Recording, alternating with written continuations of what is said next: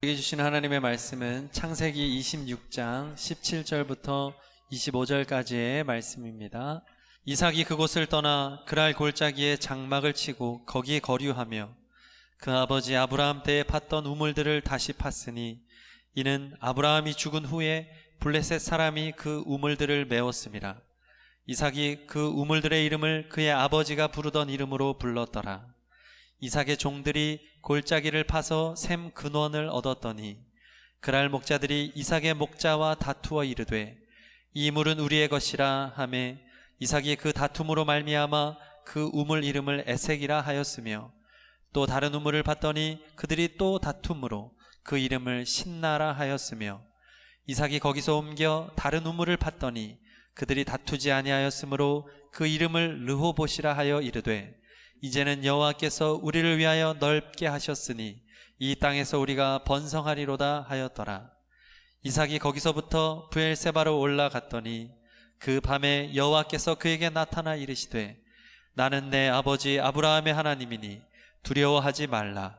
내 종 아브라함을 위하여 내가 너와 함께 있어 내게 복을 주어 내 자손이 번성하게 하리라 하신지라.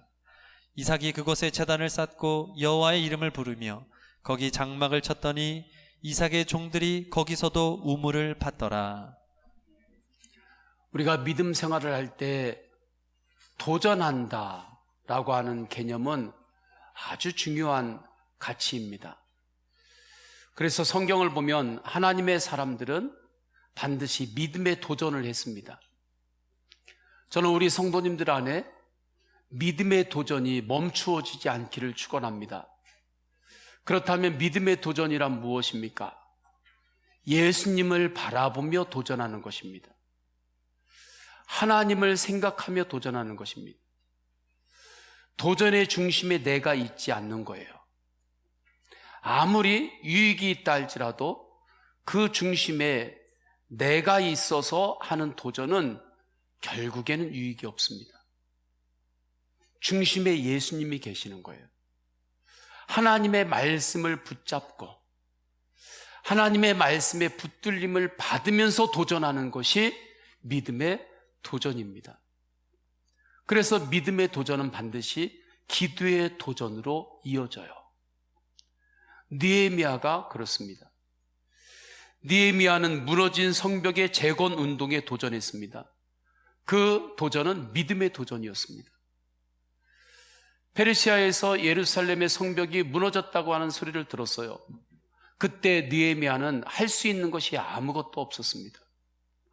느헤미야는 낙심할 수도 있었습니다.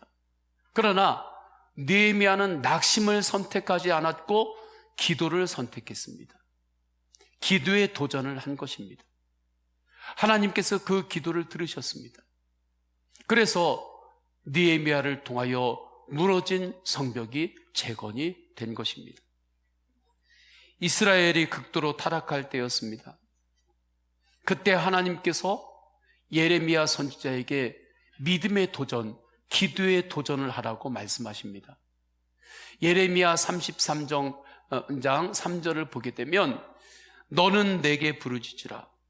내가 내게 응답하겠고 네가 알지 못하는 크고 은밀한 일을 내게 보이리라 말씀합니다. 이렇게 하나님께서 예레미야에게 말씀하신 거예요. 이것은 대단한 도전입니다. 그 어려운 상황, 영적으로 타락한 상황에서 하나님께서 예레미야에게 기도의 도전을 하라는 거예요. 믿음의 도전을 하라는 거예요. 기도의 도전을 멈추지 말라는 거예요. 너는 내게 부르짖어라. 그리하면 내가 응답하겠다. 네가 보지 못하는 크고 은밀한 것들을 네가 볼 것이다. 기도의 도전을 계속해라. 주님께서 말씀하신 것입니다. 예수님께서 제자들에게도 믿음의 도전을 하라고 강력하게 말씀하십니다.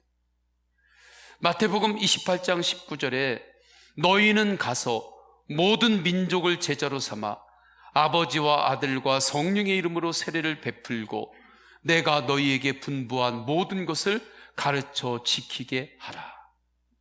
지금 제자들의 모습이 어떻습니까? 그 당시에 모든 힘은 바리새인들과 로마에 집중되어 있었습니다. 제자들은 오히려 예수님께서 십자가에서 못 박혀 죽은 이후에 너무나 어려움 가운데 있었어요. 그런데 그들에게 예수님께서 강력하게 말씀하십니다. 믿음의 도전을 해라. 너희는 가서 온 민족으로 제자를 삼아라. 성부, 성자, 성령의 이름으로 세례를 베풀어라. 강력하게 주님께서 도전하라고 말씀하시는 것입니다. 이 믿음의 도전은 기도의 도전으로 이어집니다. 그래서 정말 기도할 수 없는 상황이었어요. 예루살렘의 상황이 그렇습니다. 예수 믿는 사람들을 다 박해하는 그러한 분위기였어요. 예수 믿는 제자들이 예수님의 이름으로 모이는 자체가 목숨을 걸고 모이는 일일 수도 있습니다.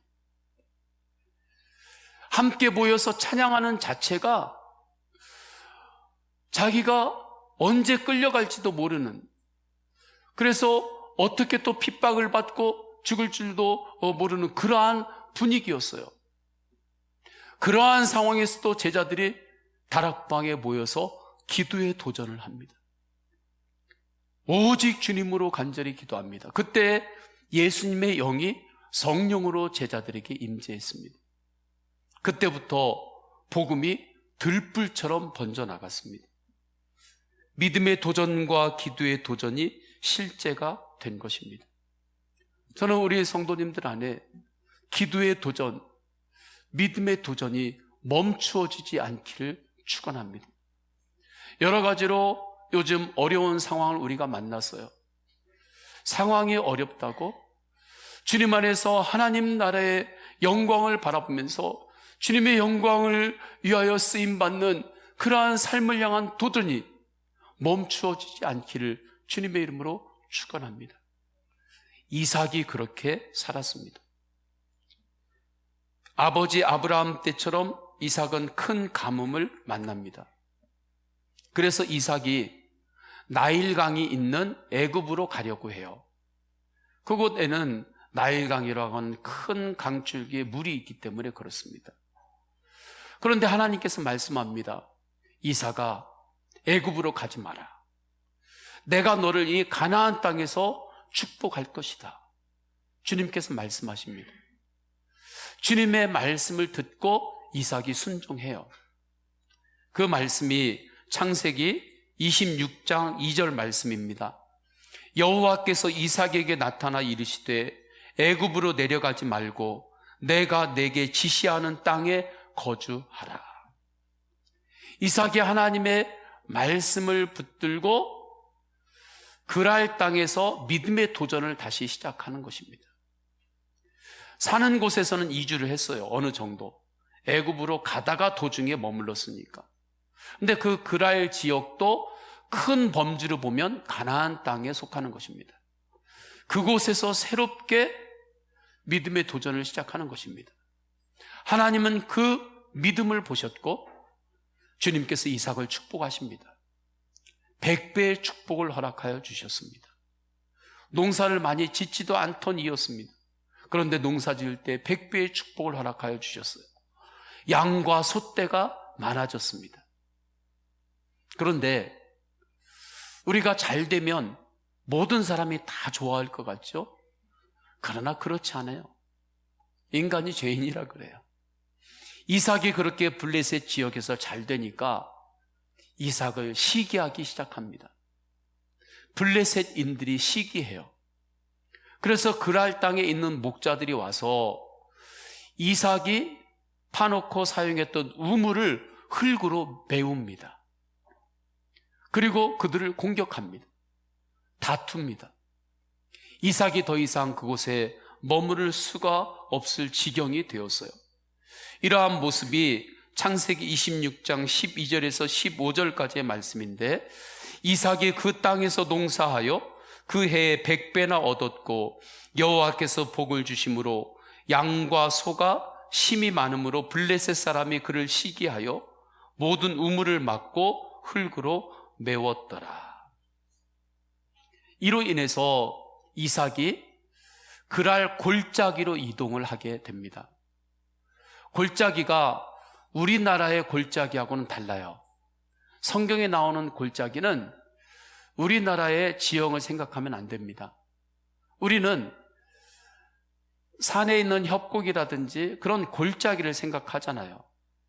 그렇기 때문에 어느 곳인가 물이 흐르는 그러한 곳이 골짜기에는 있죠. 그런데 성경에서 말하는 골짜기는 아주 먼 거리라 할지라도 양쪽 끝에 낮은 산만 있어도 그 가운데는 다 골짜기라고 부릅니다. 성지순례에 가서 보았던 그 골짜기의 모습이었어요. 우리가 보기에는 평지입니다. 그냥 드넓은 평지예요. 그 평지에는 건기가 있습니다. 건기가 있기 때문에 농사를 짓든 양을 키우든지 반드시 우물이 있어야 돼요. 그래서 이삭은 그랄 골짜기로 이동한 이후에도 바로 우물을 파기 시작합니다. 17절, 18절 전반부의 말씀이에요. 이삭이 그곳을 떠나 그랄 골짜기에 장막을 치고 거기 거류하며 그 아버지 아브라함 때에 팠던 우물들을 다시 팠으며. 그런데 문제가 또 일어납니다. 이삭이 우물을 다시 팠어요. 그런데 그랄의 목자들이, 블레셋에 있는 목자들이 또 거기까지 와서 공격을 하는 거예요. 그 우물을 또 빼앗겠다는 거예요. 가로채겠다는 거예요. 우물을 또 사용하지 못하게 합니다. 이삭이 그 우물을 내려놓고 또다시 옆으로 가서 우물을 또 팠어요. 그렇게 우물을 팔 때 하나님께서 샘 근원을 허락하여 주셨다. 오늘 본문에 말씀합니다. 우물을 또 팔 때 하나님께서 그곳에서 또 샘 근원을 만나게 하신 거예요. 그런데 그랄 목자들이, 블레셋 목자들이 또 그곳까지 와가지고 그 우물을 사용하지 못하게 또 다투고 또 시기하고 또 공격하는 것입니다. 싸움을 계속해서 걸어오는 거예요. 그래서 이삭이 팠던 그 우물 이름을 다툼이라는 뜻의 에색, 대적한다는 뜻의 신나라고 부르게 됩니다. 20절에서 21절 말씀이에요. 그랄 목자들이 이삭의 목자와 다투어 이르되 이 물은 우리의 것이라 하며 이삭이 그 다툼으로 말미암아 그 우물 이름을 에색이라 하였으며 또 다른 우물을 팠더니 그들이 또 다툼으로 그 이름을 신나라 하였으며 말씀합니다. 아니, 이 정도 되면 이삭 안에 분노가 일어나지 않겠어요? 스트레스가 일어나지 않겠어요? 이삭은 이 상황과 싸워야만 했습니다. 한 번도 아니고 3번씩이나 팠던 우물을 메우고 또 그 우물을 가르치려고 하고 시기하고 싸우겠다고 자꾸 덤비는 사람은 어떻게 해요? 이 상황과 싸워야 할 수밖에 없는 거죠. 물러설 곳이 없는 거예요. 그래서 이삭이 싸웁니다. 그런데 이삭이 어떻게 싸웠는가? 이삭이 싸웠던 방법을 우리는 집중해야 하는 것입니다. 이삭이 싸우는 방법, 그랄 목자들, 블레셋 목자들하고 서로 대적하는 데 힘을 낭비하지 않습니다. 그랄 목자들하고 힘겨루게 하는 데 세월을 허비하지 않습니다. 인간적인 방법, 인간적인 분노의 힘을 주 힘으로 사용하지 않아요. 분노에도 에너지가 있습니다. 분노와 스트레스를 하나님의 방법으로 다스리기라는 책이 있어요. 그 책에 보면 분노에 대해서 이렇게 설명합니다. 사람이 분노하게 되면 몸의 부신에서 호르몬이 이제 분비가 돼요. 그 호르몬 중에 하나가 아드레날린이라고도 불리는 거죠. 그 호르몬이 막 분비가 되면 호르몬이 다른 장기나 혈류들을 이렇게 자극을 준대요. 그래서 다른 곳에서도 호르몬들이 몸에서 막 나오게 한다는 거예요. 그 중에 하나가 췌장에서 나오는 인슐린입니다. 분노가 일어날 때 췌장까지 터치를 해서 인슐린을 막 나오게 한다는 거예요. 인슐린이 무엇을 하는가? 몸에 있는 포도당을 뭔가를 할 수 있는 에너지로 바꾸는 거예요. 몸이 그 준비를 하는 거예요. 그러니까 분노가 일어났을 때 예전보다 몸에 힘이 갑자기 생기는 거예요. 이전에 할 수 없는 것도 분노가 일어나가지고 막 책상을 번쩍 들면 책상이 들려요. 헐크라는 영화가 있죠. 맞는지 모르겠지만 헐크라는 영화도 분노가 일어나니까 막 힘이 세져가지고 막 그 에너지로 여러 일들을 하잖아요. 이러한 원리하고 또 이어지지 않는가도 싶습니다. 이렇게 분노에도 강력한 힘이 있어요. 그래서 세상에서는 대중의 분노를 잘 이용하는 전략가들도 일어나는 것입니다. 그런데 하나님은 그 분노를 사용하지 말라는 거예요. 즉 인간적인 그 힘, 그 에너지만을 의지하지 말라는 거예요. 에베소서 4장 26절에 말씀합니다. 분을 내어도 죄를 짓지 말며 해가 지도록 분을 품지 말고 마귀에게 틈을 주지 말아라.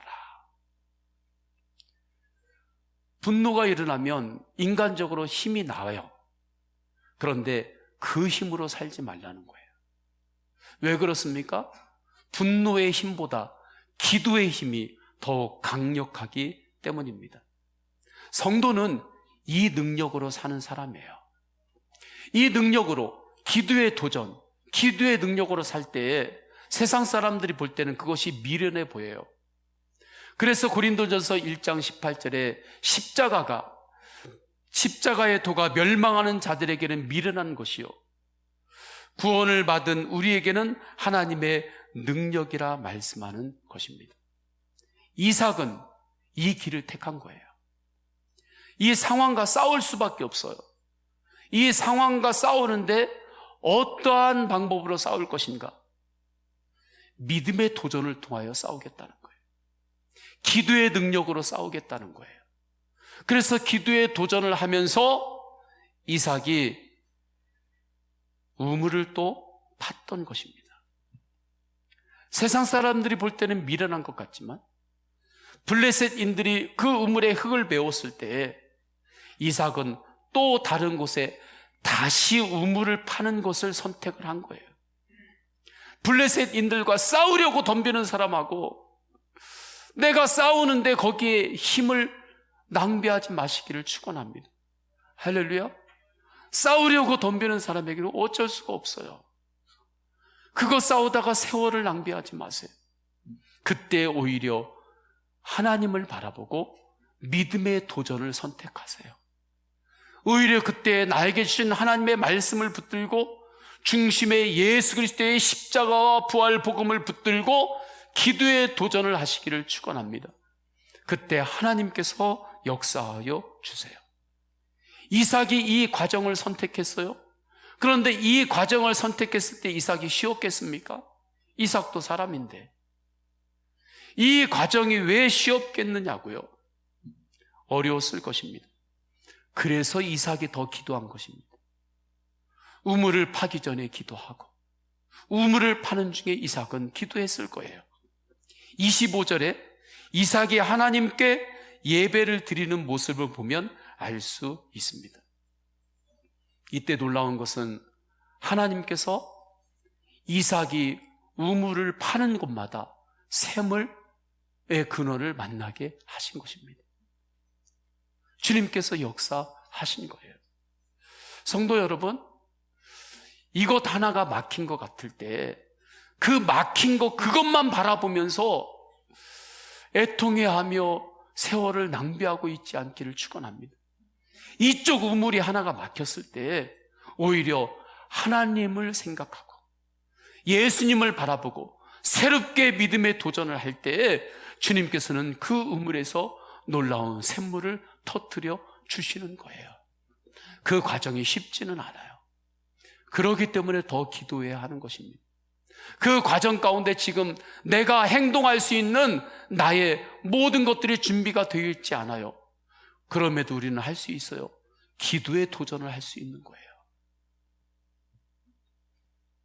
이때 이삭에게 주님께서 주신 복이 뭐냐면 신명기 24장에 나오는 복입니다. 내 손으로 하는 모든 일에 복을 내리시리라. 이 복을 이삭에게 주신 거예요.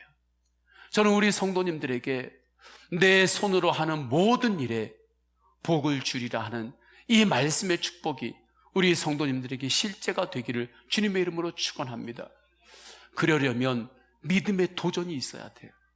기도의 도전이 있어야 돼요. 왜 나에게는 간증이 일어나지 않는가? 왜 나에게는 기적이 일어나지 않는가? 왜 나에게는 하나님의 놀라운 축복이 왜 나에게는 나타나지 않는가? 점검해봐야 돼요. 여러분에게 믿음의 도전이 없기 때문입니다. 기도의 도전이 없기 때문에 기적도 없는 거예요. 내가 할 수 없는 섬김에 도전해 보십시오. 내가 할 수 없는 헌신에 도전해 보는 거예요. 주님을 생각하며 신앙생활도 항상 내가 할 수 있는 범위 안에서만 항상 하고 있으면 하나님이시는 놀라운 특별한 그 기적의 은혜를 누릴 수가 없어요. 내가 할 수 없는 섬김에 예수님을 바라보며 도전하시기를 축원합니다. 내가 할 수 없는 충성에, 내가 할 수 없는 예배에 예수님을 생각하고 도전하시기를 축원합니다. 그러면 이삭에게 주신 축복이 성경에 기록된 축복으로 끝나는 것이 아니라 나에게 실제가 되는 것입니다. 이 모습을 그렇게 공격했던 블레셋인들이 보았습니다. 블레셋의 왕이 아비멜렉 왕이었습니다. 아비멜렉 왕이 이삭의 그 모든 것들을 본 거예요.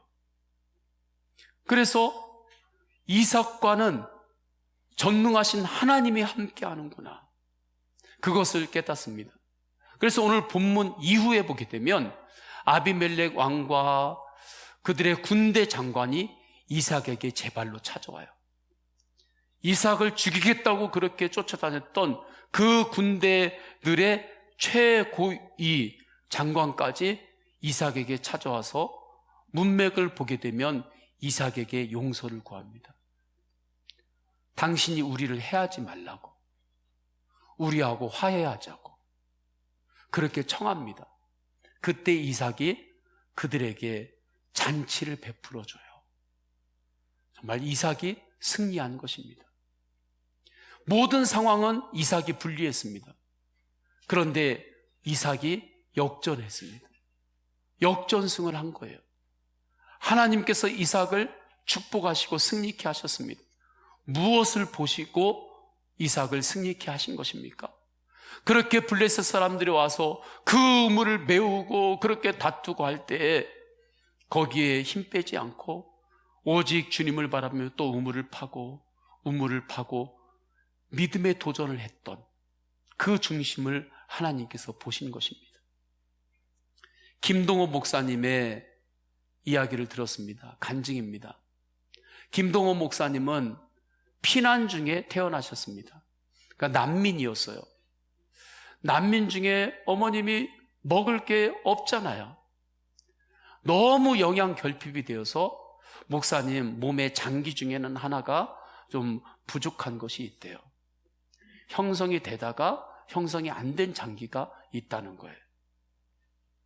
그리고 자라면서 너무 가난하게 자라는 가운데 집안이 공부할 분위기가 아니었대요. 그래서 공부도 못했대요. 그러한 가운데 성격도 내성적이었대요. 사람하고 30분 이야기하면 집에 가서 3시간을 쉬어야 했대요. 그게 너무 힘든 거예요. 사람들하고 만나서 이야기하는 것이. 그런데 목사님은 이렇게 고백합니다. 그런데 나의 인생을 돌아보면 나는 하늘이 뚫린 것처럼 하나님의 복을 받았습니다. 나는 하늘이 뚫린 것처럼 하나님의 축복을 모든 영역에 받았습니다. 그러면서 목사님이 생각을 했대요. 어떻게 나 같은 사람이 하늘이 뚫린 것처럼 하늘의 복을 받는 인생을 내가 살 수 있었을까? 그때 초등학교 2학년 때가 기억이 나더라는 것입니다. 주일학교를 다녔어요. 교회 학교를 주일학교라고 했습니다. 그 당시에는. 초등학교 2학년 때 성경 암송대회가 있었어요. 사도신경을 암송을 합니다. 그런데 이제 반들이 있잖아요. 근데 저쪽 반에서 누가 나오고 뭐 한다 하는데 암송을 잘 못하더래요. 또 기권도 하고.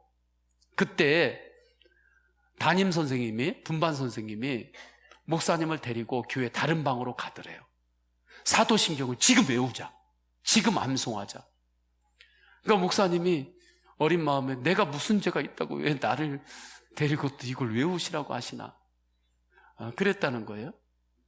그런데 선생님이 사도신경을 암송하자고 하니까 주일학교 2학년짜리니까 초인적인 힘을 발휘해가지고 그 짧은 시간에 사도신경을 다 암송하고 잊어버리기 전에 빨리 와서 앞에서 암송을 한 거예요. 그래서 특상을 받았다고 합니다. 나가가지고 상을 받는데 노트가 얼마나 많이 주던지 손으로 이렇게 잡을 수도 없어서 손가락을 끼고 안고 턱으로 위에서 눌러가지고 자리에 들고 들어왔대요. 들어오는데 그 당시에는 교회가 다 마루 바닥이잖아요. 홍 선생님이라고 하는 그 선생님이 자기를 확 끌어안고 안아주더니 선생님의 무릎에 자기를 앉히고 그리고 하나님께 찬양하고 예배를 드리고 기도했대요. 그때 너무나 자기는 마음이 너무 좋았다는 거예요. 그 순간에 지금까지 있었던 자기의 열등감이 그때 깨졌대요. 그 이후부터 목사님은 교회 가는 게 너무 즐거운 거예요. 그래서 취미도 교회 가는 거, 특기도 교회 가는 거였대요. 학교에서 설문을 조사한다고 뭐 취미란 있으면 거기에다가 교회 가기, 그리고 특기란 있으면 그곳에다도 교회 가기 썼대요. 그러면서 속으로 왜 이렇게 취미 특기 똑같은 걸 이렇게 두 번 물어보느냐, 그렇게 생각을 했다는 거예요. 교회 가는 게 취미잖아요. 저는 우리 성도님들에게도 교회 오는 게 취미가 되고 특기가 되기를 축원합니다. 그러니까 초등학교 2학년인데도 저녁 예배 가는 것도 좋은 거예요. 저녁 예배도 다니기 시작했다고 합니다. 그러나 문제가 있어요. 학교 수위였어요, 아버님이. 전쟁 후에. 그러니까 관사에서 살았어요. 밤에 그 운동장을 지나면서 교회를 가는데 달빛이 좀 어두운 날이나 좀 달빛이 비추더라도 너무 무서웠대요. 너무 무서웠는데 교회 가는 기쁨이 무서운 것보다 더 컸기 때문에 교회를 갔대요. 그런데 그 교회를 갈 때마다 본인이 불렀던 찬양이 있대요. 이 찬양 때문에 본인이 축복을 받았다고 고백해요. 그 찬양이 이 찬양이에요. 나는 갈 길 모르니 주여 인도하소서. 어디 가야 좋을지, 어디 가야 좋을지 나를 인도하소서. 음이 좀 틀렸는데 2절은 가사만 할게요. 아무것도 모르니 나를 가르치소서. 어찌해야 좋을지 나를 가르치소서. 어찌해야 좋을지 나를 가르치소서. 저는 이 간증을 듣는데 얼마나 웃긴지, 웃음이 나오는지. 초등학교 2학년짜리가 뭘 안다고 나는 갈 길 모르니 주여 인도하소서 그러고 그 밤길을 다닌 거예요. 목사님이 이야기합니다. 자기도 이 찬양 뜻이 뭔지 몰랐대요. 그냥 교회 다니다 보니까 어른들이 불렀던 찬양이 귀에 들렸고 그렇게 이 찬양이 그렇게 나오더라는 거예요. 그런데 놀라운 건 이 찬양을 그 밤길에 흥얼흥얼하면서 다니면 무서우기도 하지만 무서운 것보다 기쁨이 더 컸대요. 그런데 지금 돌아보고 나니까 찬양도 기도잖아요. 이것이 나름대로 초등학교 2학년 아이에게는 믿음의 도전이었던 거예요. 기도의 도전이었던 거예요.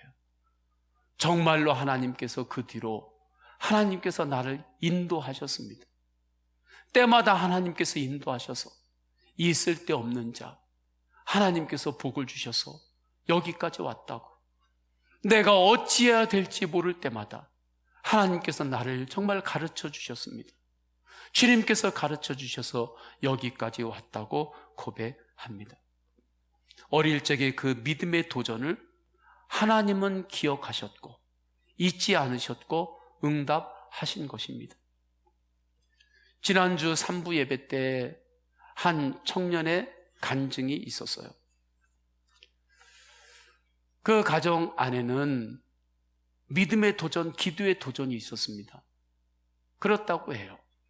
수건 사업이죠, 가정에. 그 수건 사업이 뭐냐면 가정 예배였대요. 가정에서 기도하는 거. 그런데 그것이 안 되는 거예요. 아버지도 직장 다닌다고 바쁘다고 안 되고, 나갔다 들어오면 피곤하니까 그냥 하지 말자고 하고. 그래서 어머니 혼자 먼저 가정 예배를 시작을 했다는 것입니다. 어머니 홀로 하나님 앞에 그렇게 가정에서 기도를 시작한 거예요. 그리하다가 딸이 함께 하나님 앞에 가정에서 기도하기 시작한 거예요. 그리고 올해가 되었는데 아버지가 은혜를 받은 거예요.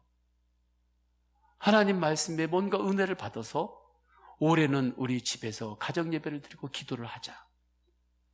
그런데 거기에다가 코로나가 있었잖아요.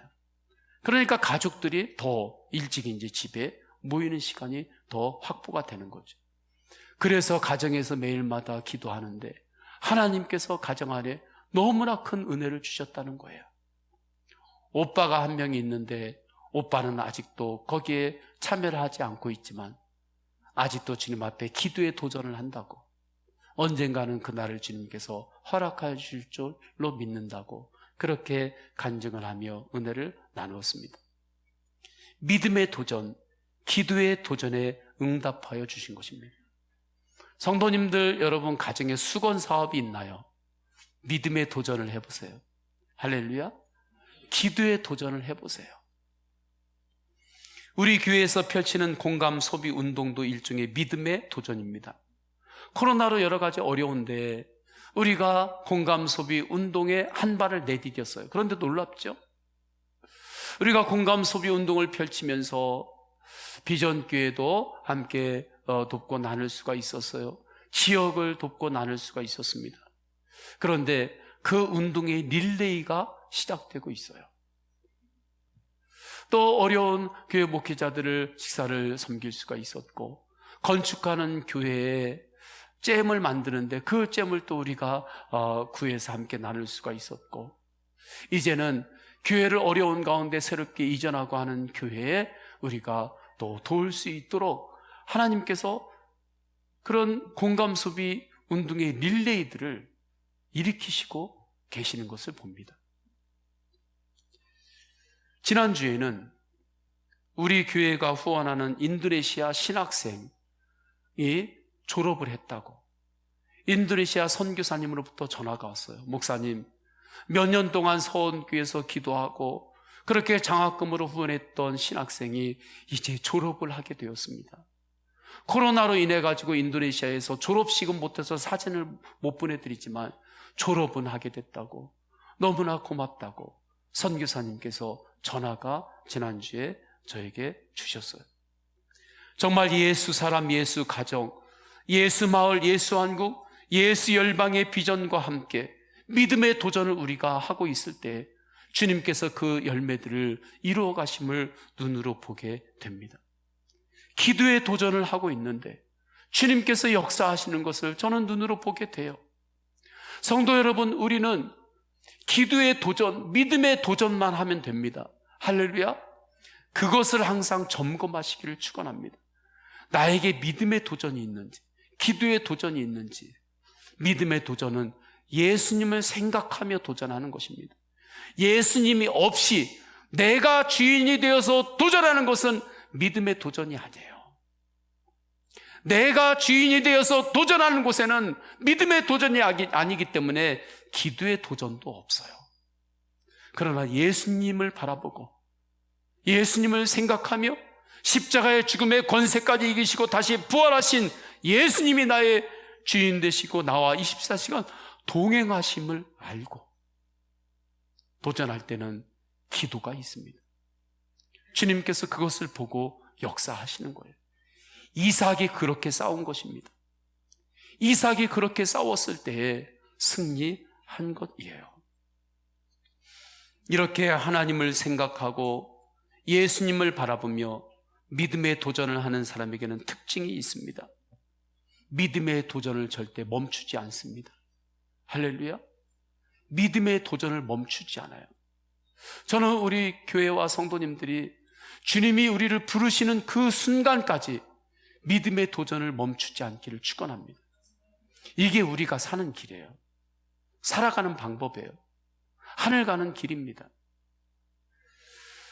예수님을 바라보며 믿음의 도전을 할 때 또 하나의 특징이 있는데 온유함입니다. 온유함은 약함을 뜻하지 않아요. 온유함은 예수님의 마음을 뜻합니다. 이 세상에서 가장 강한 마음이 예수님의 마음입니다. 그래서 온유함은 약한 마음이 아니에요. 온유함은 십자가의 마음입니다. 그렇기 때문에 성령의 열매 중에 온유함이 있는 것입니다. 이삭은 사람들이 자신을 시기하는 상황에서도 오직 하나님만을 의지했습니다. 그렇기 때문에 자신을 그렇게 시기하는 그 상황에서도 이삭은 온유함으로 반응했습니다. 정말 주님이 하신 것입니다. 그때 산상수훈의 말씀, 온유한 자는 복이 있나니 그가 땅을 기업으로 받을 것이요. 이 팔복의 말씀이 이미 이삭에게 실현이 된 것입니다. 그래서 이삭에게 하나님께서는 이전보다 더 넓은 땅을 주셨고 더 넓은 지경을 허락하여 주셨습니다. 풍성함을 허락하여 주셨습니다. 22절 말씀입니다. 우리 다 함께 읽습니다. 시작. 이삭이 거기서 옮겨 다른 우물을 팠더니 그들이 다투지 아니하였으므로 그 이름을 르호봇이라 하여 이르되 이제는 여호와께서 우리를 위하여 넓게 하셨으니 아멘. 하나님께서 오히려 더 넓은 땅을 허락하여 주셨어요. 성도 여러분, 우리가 주님을 바라보며 믿음의 도전을 할 때 오늘 말씀을 마음에 잘 새기세요.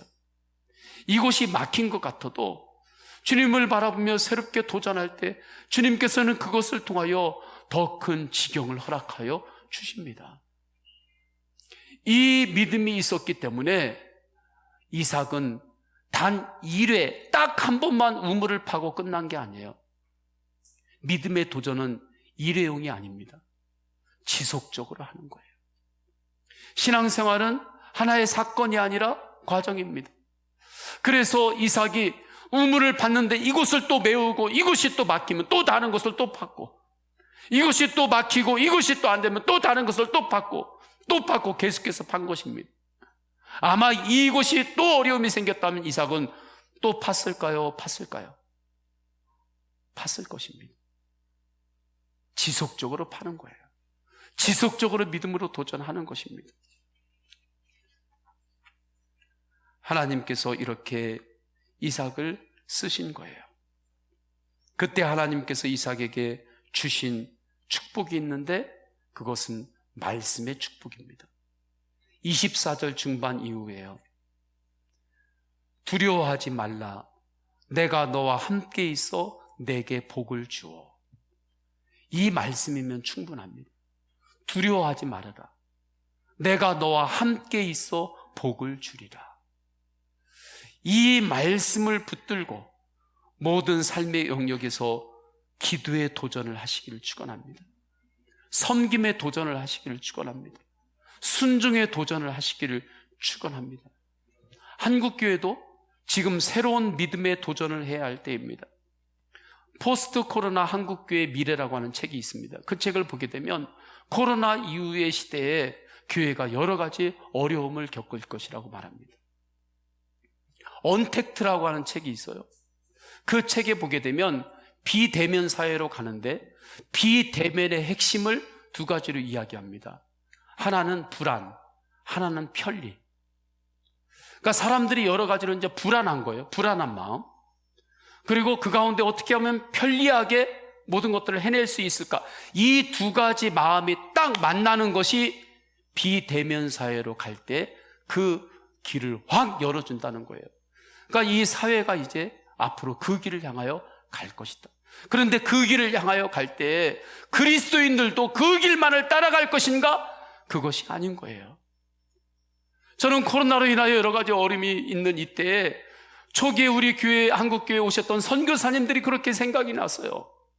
선교사님들이 우리 한국에 처음 오실 때 우리 한국에는 역병이 창궐했고 곳곳에 풍토병이 가득했어요. 지금보다 더 전염병의 위험이 더 컸어요. 불안했어요. 불안을 생각한다고 했다면 선교사님들이 우리나라에 오셨겠느냐고요. 또 선교사님들이 우리나라에 오실 때 수개월 동안을 배를 타고 오고 우리나라에서 지날 때 얼마나 불편하고 얼마나 힘들었는지 모릅니다. 목숨까지 담보해야 했습니다. 편리함만 생각했다면 그분들이 우리 땅에 복음을 전하러 왔겠습니까? 선교사님들이 이 땅에 그렇게 풍토병, 감염병이 우리나라에 창궐하고 있었을 때에 그분들이 이 땅에 오셨던 것은 하나님 나라 영광의 비전을 가지고 온 거예요. 영혼 구원의 비전을 가지고 온 거예요. 그래서 그 복음을 이 땅에 심었기 때문에 수많은 영혼들이 구원받았습니다. 이 나라가 하나님이 주시는 복을 받아서 이렇게 세워진 것입니다. 예수님의 십자가가 사람들이 볼 때는 불안한 길을 걷는 거예요. 그러나 예수님은 그 길을 걸었어요. 예수 그리스도의 십자가가 편한 길이 아닌 거예요. 불편했어요. 그러나 그 길을 걸었어요. 왜요? 믿음으로 사는 사람에게는 세상과 다른 길이 있기 때문에 그렇습니다. 믿음의 길이 있기 때문에 그래요. 기도의 길이 있기 때문에 그렇습니다. 그 길을 주님께서 걸으셨을 때 어떻습니까? 부활의 놀라운 축복으로 임재한 것입니다. 교회가 여러 가지로 어려운 상황이라고 한국교회 미래 코로나, 포스트 코로나 그 책에 보면 나와요. 그러나 반면에 이때가 교회가 교회 될 것입니다.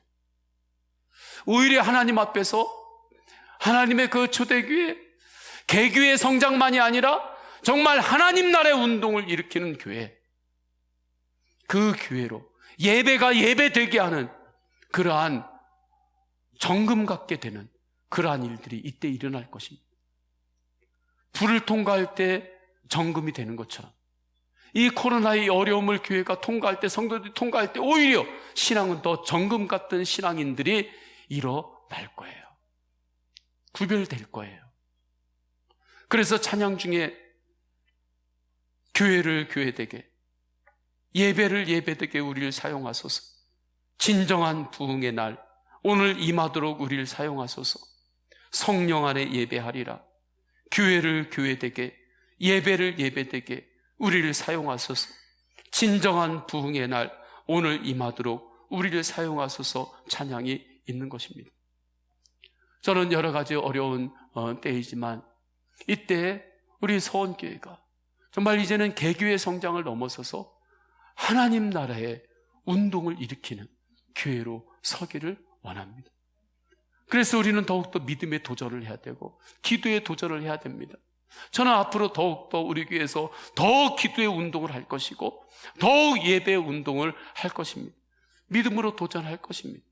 주님께서 주시는 비전을 붙잡고 더욱더 우리는 그렇게 나아갈 것입니다. 이삭이 그 길을 택했던 거예요. 우리는 믿음으로 이 길을 택하며 가는 거예요. 그때 주님께서는 놀랍게 반드시 역사하십니다. 그 가운데 있는 성도님들을 하나님께서 축복하십니다. 할렐루야. 말씀으로 이 확증을 가지고 우리 다 함께 찬양하십니다.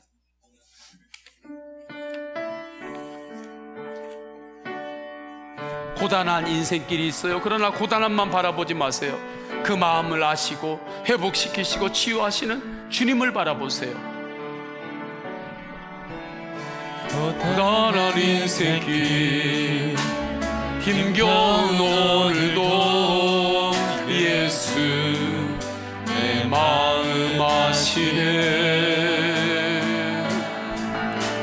지나간 아픔도 마주할 세상도 예수 내 마음 아시네. 하루를 살아도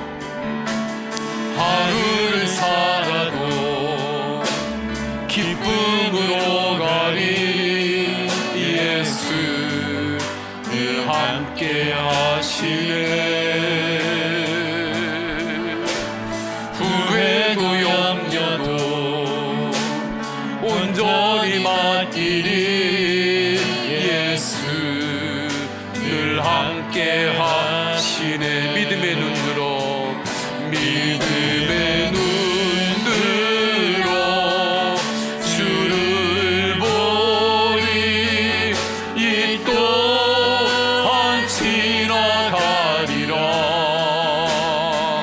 주어진 내 삶의 시간 속에 주의, 다시 한번 믿음으로 고백합니다. 믿음의 눈 들어 주를 보리라. 믿음의 눈 들어 주를 보리. 이 또한 지나가리라.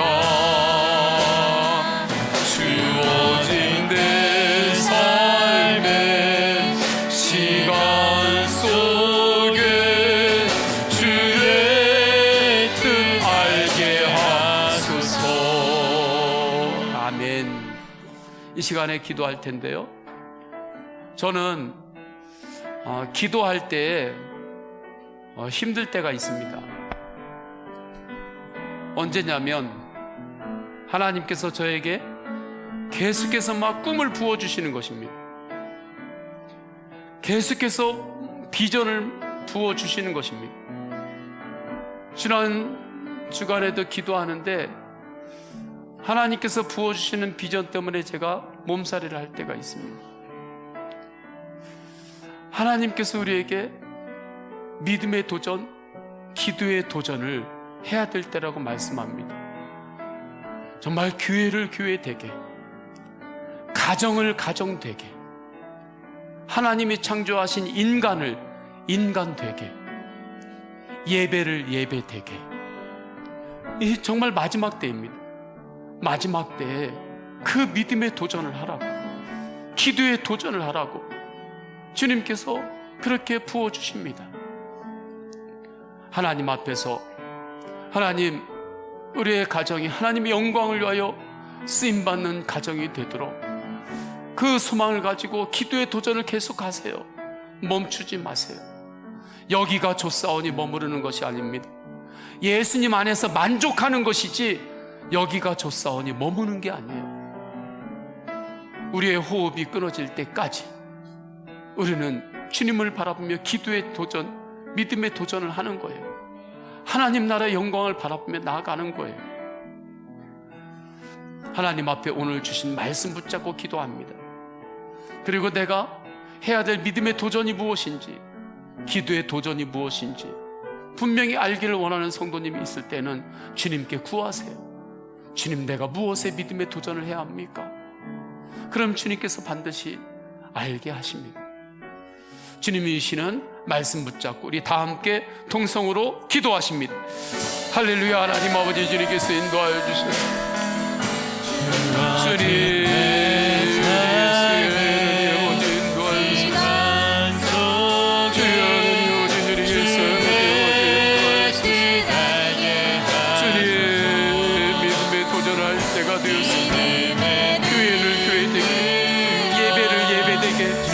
가정을 가정되게, 하나님 아버지, 정말 기도의 도전을 강력하게 해야 될 때가 왔습니다.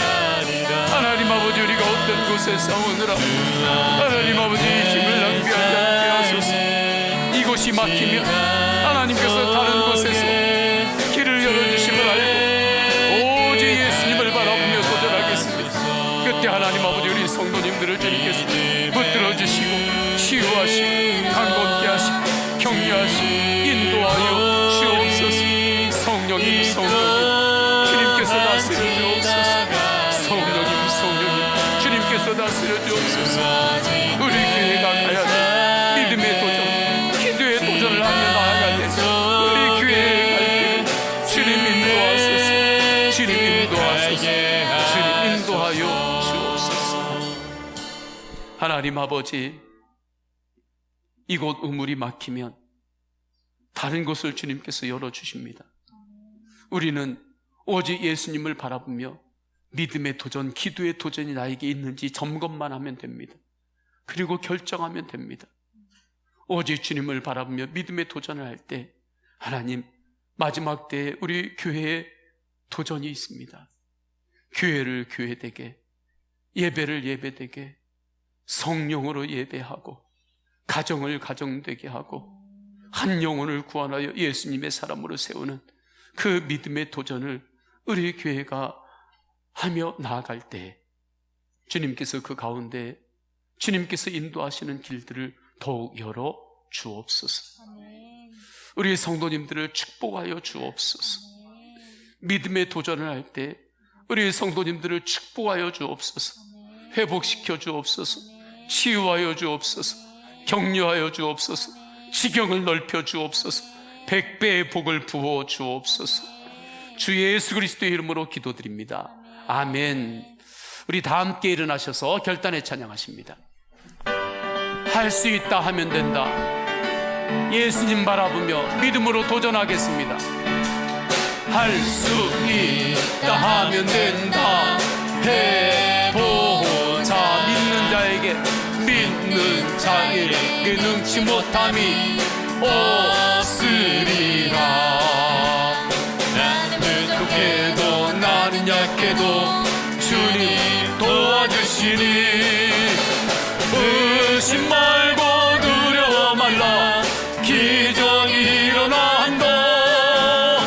말씀 안에서 믿음 안에서 할 수 있다 해보자. 할 수 있다 하면 된다. 할 수 있다 하면 된다. 기도를 해보세요. 기도를 해보세요. 주님께서 역사하십니다. 기도에 도전을 하세요. 주님께서 역사하십니다. 믿음 가지고 꿈을 가지고 주님 바라보아라. 성령님이 도와주신다. 좋은 일 일어난다. 말씀 안에서 믿음 안에서 할 수 있다 해. 할 수 있다 하면 된다. 할 수 있다. 기도를 해보세요. 기도의 도전을 멈추지 마세요. 믿음의 도전을 멈추지 마세요. 자에게 능치 못함이 없으리라. 기도하면서 찬양할 때에 주님 함께 하신다. 할렐루야 할렐루야. 기적이 일어난다. 말씀 안에서 믿음 안에서 할 수. 우리 3절 다시 한번 합니다. 할 수 있다. 할 수 있다. 기도를 해보세요. 믿음의 도전을 해보세요. 믿는 자에게 능치 못함이 없으리라. 기도하면서 찬양할 때에 주님 함께 하신다. 할렐루야 할렐루야. 기적이 일어난다. 말씀 안에서 믿음 안에서 할 수 있다 해보자.